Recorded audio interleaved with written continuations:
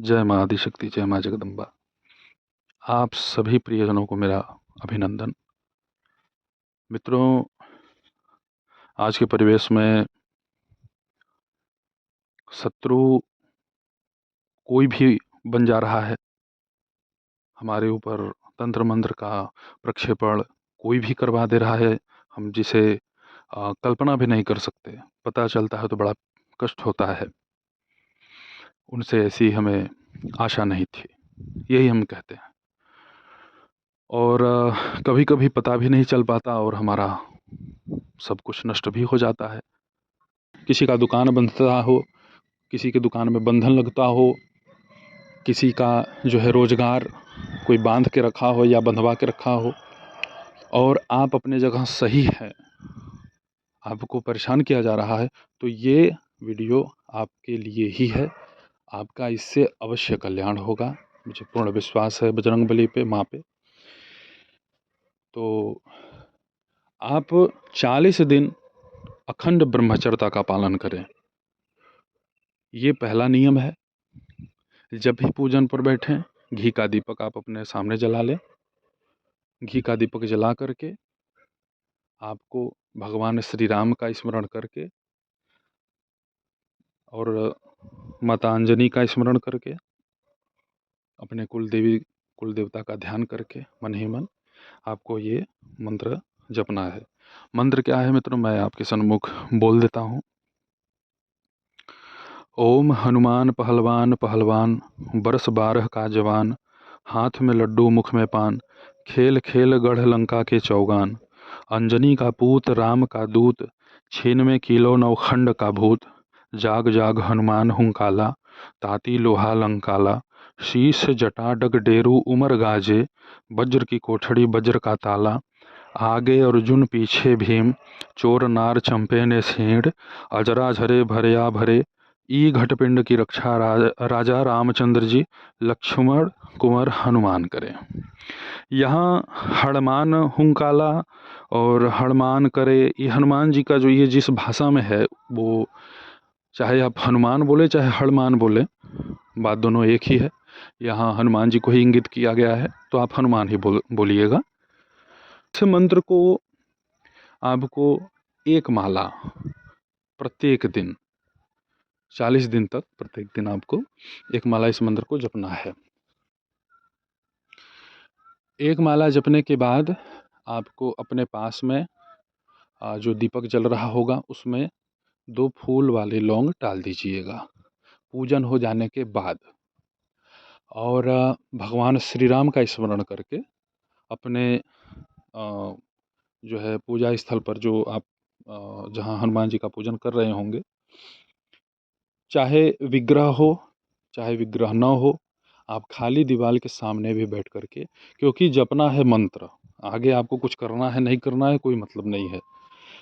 Photo है तो अच्छी बात है, नहीं है कोई दिक्कत नहीं।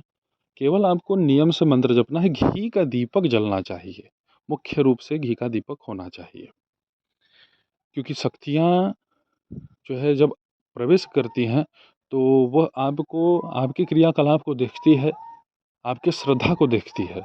बाकी आप बाह्य स्वरूप जितने भी क्रियाकलाप को करें वो तो मन की शांति और शरीर की शुद्धि के लिए होती है, उसमें नहीं पड़ना है, बस आपको इतना ही करना है।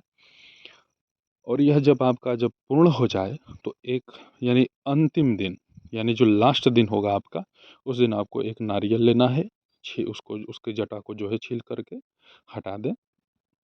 उस पे अपने अनामिका उंगली से लाल चंदन से उस पर आपको राम मात्र लिखना है, और अपने पूरे घर को, अपने जहाँ तक आपका मकान है उस पूरे घर को अगर आप राउंड घूम पाए तो एक बार पूरा घूम करके बिना बोले बहते हुए जल में उसको आपको प्रवाहित करना है।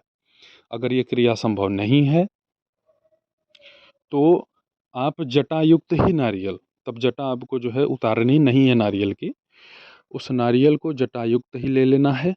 उसके ऊपर आपको राम लिखना है, और उसे आप अपने घर के बाहर से आप उसे घूम करके एक बार अपने घर के बाहर ही अग्नि प्रज्वलित करके आम की समिधा हो चाहे गाय की जो है उपली हो, उस पे आग लगा दें। वो तेज जब आग जले उसी में उस नारियल को डाल देना है। एक ये छोटी सी क्रिया हो गई। अंतिम दिन यानी लास्ट वाले दिन आपको ये करना है। बीच में ऐसा कुछ नहीं करना है, केवल आपको मंत्र जपना है। मंत्र का जप बहुत तेज गति से ना हो, बहुत चिल्ला के नहीं करना है, मध्यम गति से हो। क्योंकि जप का जो प्रकार है मानसिक, उपांशु, वाचिक, तो बस उपांशु ही हो, क्योंकि उसमें आपका जो है आवाज़ ज़्यादा नहीं निकलता है। तो इस तरीके से आप इस साधना को संपन्न करें। इससे आपको शीघ्र लाभ प्राप्त होगा।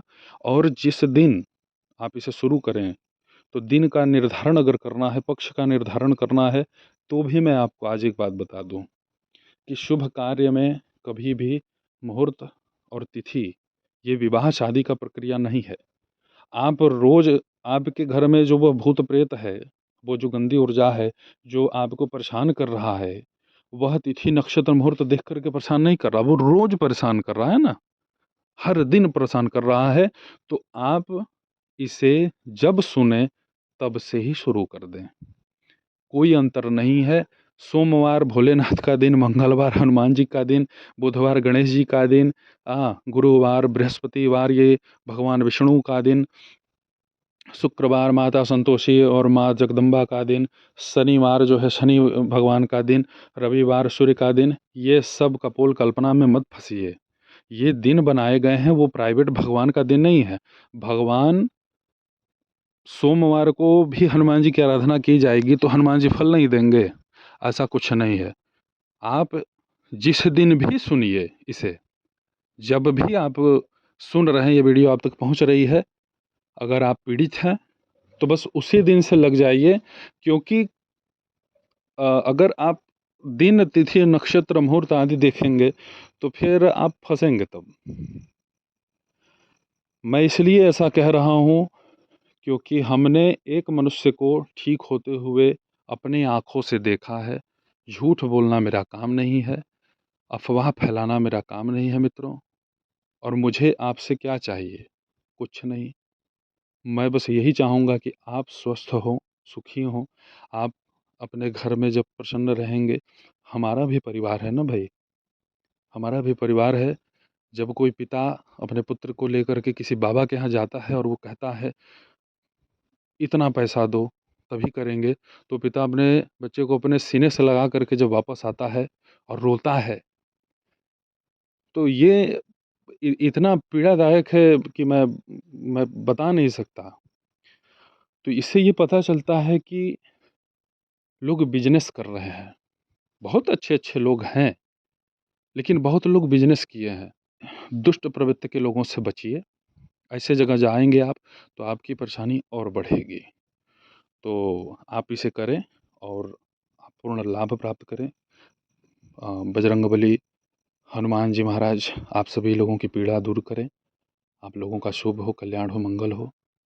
और मैं आप लोगों से जो है अब विदा लेता हूँ।